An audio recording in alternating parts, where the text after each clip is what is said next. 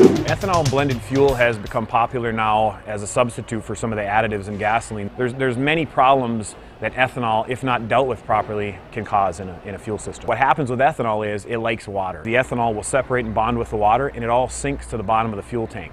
You don't want it to separate, and you don't want it to degrade. Once you start burning degraded fuel, then all of these other issues show up. Power sports equipment gets run on the weekends. It gets run a few days and then it sits. Ethanol blended fuel, it doesn't like to store real well. Eventually, what we're gonna see happen is ethanol blended fuel will be your only choice. When you start burning ethanol in a snowmobile, especially in a wet environment, it needs to be treated in order to perform properly.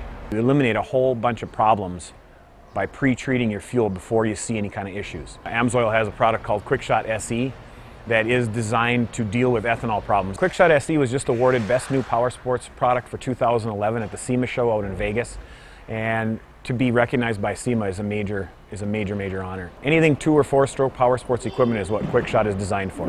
Just another reason why AMSOIL is the first in synthetics.